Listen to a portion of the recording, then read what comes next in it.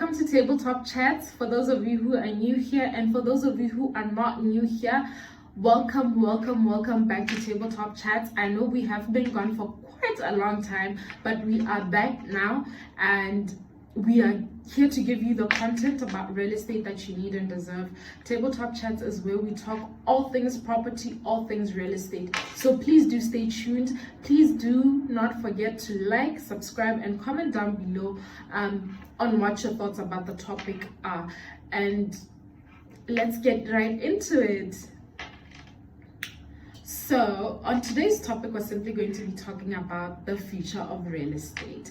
What is the future of real estate? What does the future hold for us in real estate?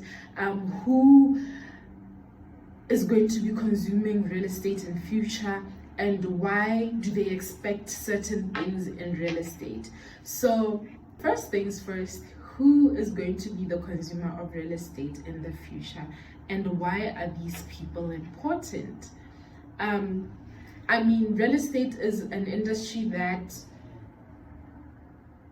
is based on consumer demand. So what the consumers want, the industry should be able to provide. But how can you provide for people when you don't know them, or when you don't understand their needs and expectations, right?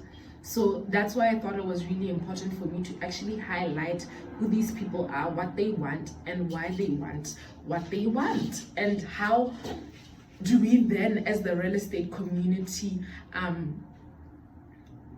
respond to their needs and expectations, right? And it would help us also deliver, like I said, the right products and services, and it will help those that are within the industry to be able to stay relevant as new industry players come into the picture, because everybody's now is going to be fighting to stay relevant, and those that are able to meet the demands and expectations of this specific demography will be able to stay in the market for a longer time, and for as long as they evolve, they'll stay for a very, very long period of time. That's why I felt it's important for me to actually come on here and talk about their needs and why they need it. So then the question becomes, who is the actual consumer of real estate in the future, and why are they demanding certain things? So in my opinion, the future lies with the millennials. It lies with the millennials because this is a huge generation, mind you. It's one of the most educated generations of our time. It's a generation that is very vocal about what they want. So imagine you're here with somebody who's vocal and you're not giving them what they want. What will happen? So it's very, very important that we actually, or you as a real estate developer, as an investor, or a potential real estate service provider or product deliverer, you meet the demands and expectations of these people. Whether you're doing it on a small scale, on a heavy scale, or a large scale, whatever, you should meet the demands of these people. But who exactly is the millennial? The millennial is you. It's a person that's born between the years of 1980 and 1996. So that's a millennial. That's a person who's probably 25 right now. It's 25 going forward. They are old enough now. Why are these people important today? Why is it important for us today to actually talk about these people? It's because they have actually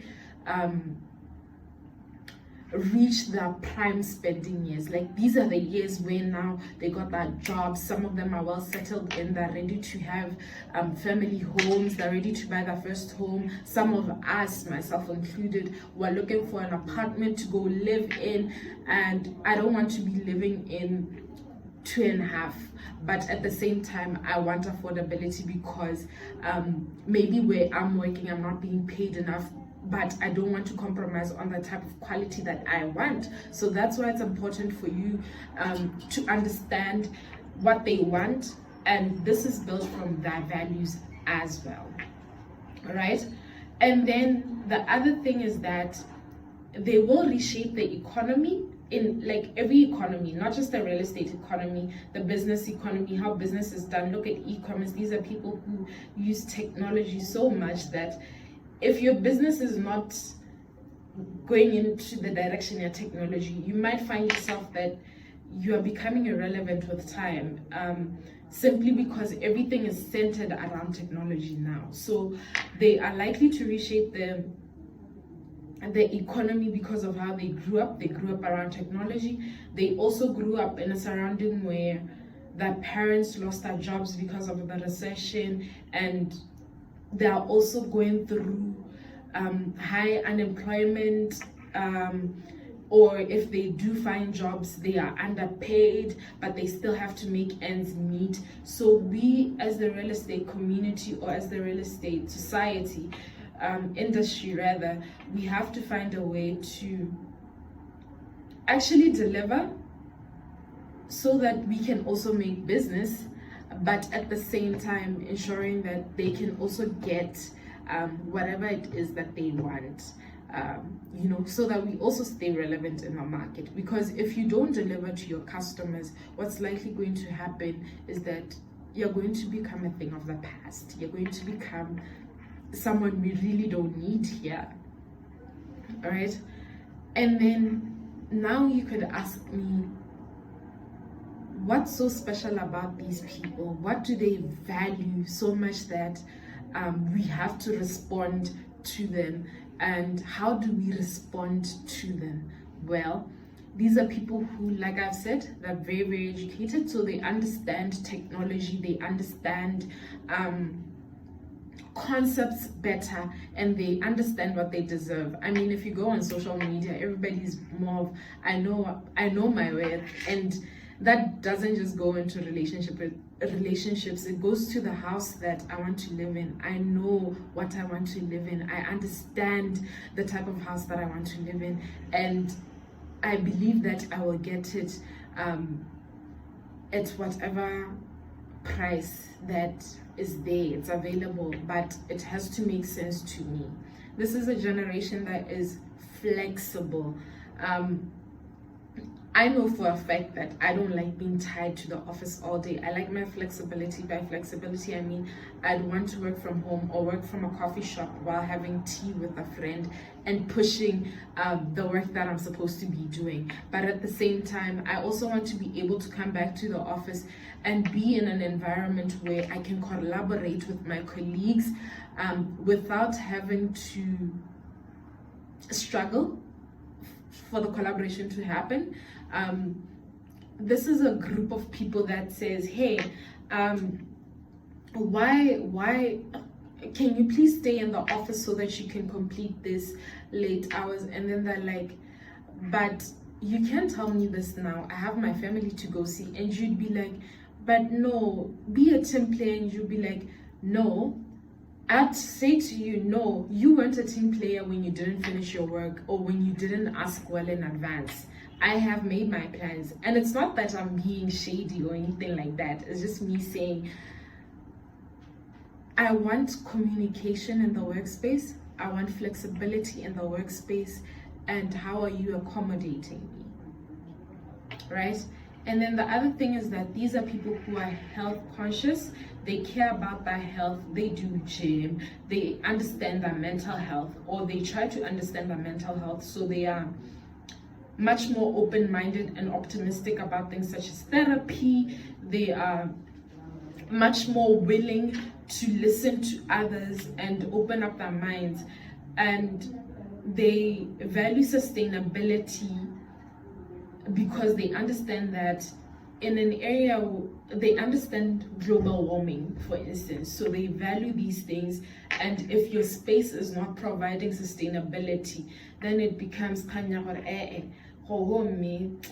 that's not the building I want my business to occupy, or that's not the company I want to work for. And then, like I said, these are tech-savvy people, that digital nomads. They can do literally anything with technology. They understand technology to that extent. They purchase products using technology. they work using technology. They understand. I understand technology to that level but my mom doesn't. So these are people who are up to date in terms of technology, and it's important for you to actually be able to deliver in terms of tech or whatever it is that they require. And this is whether it's e-commerce or the retail space or even the house. I mean, I want Alexa in my house. I want to be able to say, Alexa, please open the fridge, or Alexa, please switch off the lights, And their values, among other things, include the ability to operate in an environment that is customizable, the ability to want affordability. They want affordability because they aren't being paid much. The standard of living is quite high as well, and they're also purpose-driven. Everything that they do, they believe that it needs to fulfill that purpose in one way or the other. So these are people that we need to fill in, or as a property developer and investor, you need to be able to fill in all of these gaps and say, hey, I know you want flexibility, you want affordability, but you don't want to compromise on quality. Then how do I come and assist you so that you can buy my property, or you can lease out my property? Because I know that for others, it's okay even if they don't live in the city, because these days, cities aren't as affordable as they used to be. Cities are no more where we find jobs only. Like other places, upcoming towns are actually where there are quite a lot of jobs compared to cities where it's congested, right? So it's really important to understand all of these things and to be able to say, hey, actually, building in the city doesn't make sense anymore because now more people are moving out of the city, but I'll get right into that in just a few. So then how do these values actually affect how real estate will come up in the future? Well, what they're going to do is they're going to bring a lot more changes at a faster rate in actual fact. What am I talking about? When I'm talking about flexibility, as a person who wants flexibility, like I said, I don't want to be tied in the office all day, but I want somewhere to be able to work rather than spending the whole day at home. So co-working space will be actually ideal. It would mean that leasing out a space or paying on a daily to go use that particular space to work at, because there's good Wi-Fi cable and the environment just feels like I'm at work even though I'm not at work, and I can push my things as well as my employer's things. I can have coffee with a friend while I am doing work. That's what I want to experience. I don't want to feel like I spend my whole day in the office and I'm just working. I want to be able to live and still be productive. So co-working space will offer those things, and co-working spaces actually help startup companies as well. They give them the freedom to have an office while they don't have to furnish that office. They don't have to pay the initiating costs of having an office. That means buying furniture, partitioning, and so forth and so forth. And so a co-working space becomes convenient. Having a co-working space becomes convenient. So that's something that could be thought about. And that also applies to co-living spaces. I mean, we are a generation that doesn't have a lot of money, but we still want to be living in I still want to move out of my mother's house, but maybe I can't afford it, simply because right now the offerings, it's an apartment 4.5 and I don't have that 4.5. Maybe that 4.5 could be my salary, or it could be that I just genuinely want to share a space so that I can save more. And I want to share a space that is still of good quality, or I want to lease out a space that is of good quality, yet I still feel like I'm home. And co-living spaces could offer that. They're much more affordable, they're cost effective, and they offer more or less everything that your own house would offer. So these type of co-living spaces would be where I have my own private room and we're sharing a bathroom and the kitchen and the living room, or I have my own private bedroom with a private bathroom, and I'm sharing other spaces with other people.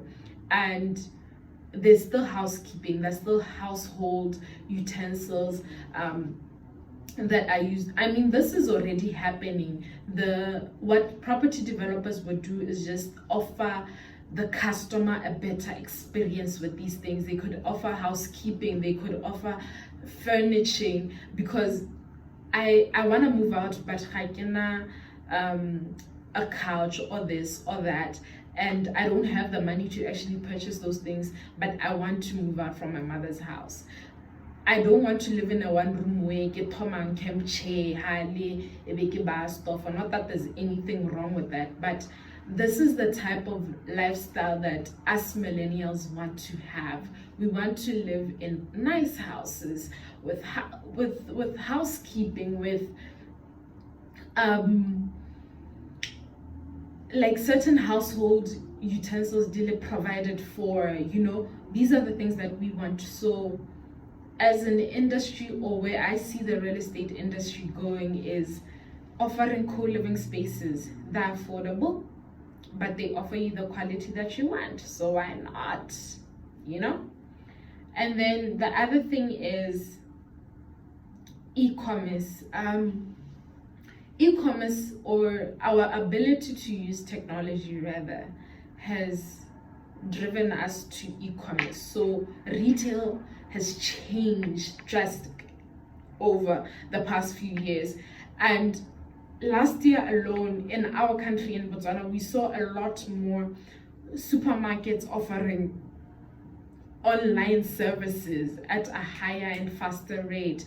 And if at some point they didn't think, I don't think at some point they believed that they would do it that quick, because they thought, hey, Remo Botswana and whatever, Botswana don't really use internet. But here's the thing, when technology comes, it comes. And once it starts penetrating the market, it has started. So there was no time for them to wait, because at some point you become irrelevant when you're going to, or certain stores are going to become irrelevant because they're not offering both physical and online retail. So the best thing to do would be to offer consumers the experience of the physical store, because millennials are people that enjoy experiences. They want to experience certain things. So these are people who are going to be I want to go to the mall just to have lunch with my friends, but after shopping, I don't want to carry my goods. I just want them to be delivered to Kolaping. I'll find them there. So e-commerce will be a thing, and it will also drive the demand for warehouses to move a bit faster. So demand for warehouses will normally be, I want a whole centralized big box warehouse. Instead, it will be more of, I want multiple warehouses in different locations as a retailer, so that I can serve different markets and make it much more convenient for my clients to get that products or services within a shorter period of time, rather than having a 7-day turnover period. The turnover period will be a day or two at most, because we want convenience. And if you're not offering convenience, then what? So it's going to change the demand of warehousing in a positive instance, meaning that there's going to be more demand for warehouses. And then because of our inability to afford certain things, we might find ourselves, or the millennials rather might find themselves moving out of the city and going to live in towns like Palape because they're offering much more affordable lifestyle. They are offering, you know, more jobs because the city is congested, and that we know. I mean, look at the traffic in Gabs, hella high traffic, everybody's leaving and the traffic is a mess. So we don't mind, we're not necessarily picky about where we want to live, but we want to live in an area with amenities. And if you ask me, areas where you see a lot of universities coming up, areas where you see new malls, where you see government placing buildings, that's where there's going to be a lot of movement. That's where a lot of people are going to go. And now the industry will be forced to deliver certain things in certain ways. And having another thing would be having mixed use developments, mixed use cities. Mixed use cities are cities where you would find one block offering a restaurant, office space, and residential space. And this also helps with sustainability in terms of land use, but at the same time it offers convenience. That means I don't have to drive from CBD to go to airport, to go get a mall, go airport junction. I can literally access airport junction CBD because one block has a mall, residentially, and office space, and everything is centered around humans and not cars, so there's less traffic congestion. This is how we should be seeing cities. It shouldn't be CBD, airport junction, a game city, main mall is over there. I should be able to walk to go get whatever it is that I need. I should be able to walk from my office to go get coffee downstairs or in the next block. I should be able to walk 2 blocks and go home, you know, arrive home without having to drive there. And above all else, you know, it should be an area which encourages interaction amongst people, and mixed use developments actually do that. Another thing is, like I said, change of locations. The other thing is sustainability. Sustainability, we're talking about cities that aren't oriented around people. Cities don't have to be oriented around cars, I'm sorry. They'll be oriented around people, and this is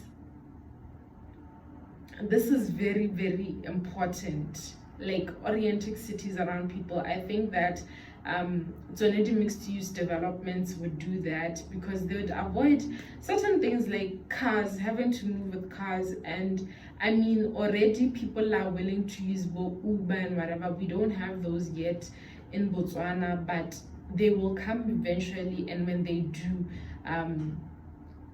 we will likely utilize them because nobody wants to be stuck in traffic, and they will reduce traffic in a way. And you know, they are much more convenient. It's just to use the app and call it, and then it takes me where I'm going, rather than just going to the street that became a taxi or calling a cab, you know. So it's very, very important. All these things should be looked into. We should look into the values of millennials. I think if there's one thing you should pick from this is, what do millennials want? They want flexibility, they want affordability, they want sustainability, they're digital nomads, they're tech savvy. How do these things affect the real estate market? If I want flexibility, that means I want to be able to work from anywhere and everywhere. That means I'm willing to change my location. And if I'm willing to change my location, I'm going to look for somewhere that's affordable. And what's more affordable than a co-living space? What's more affordable as a startup company than a co-working space?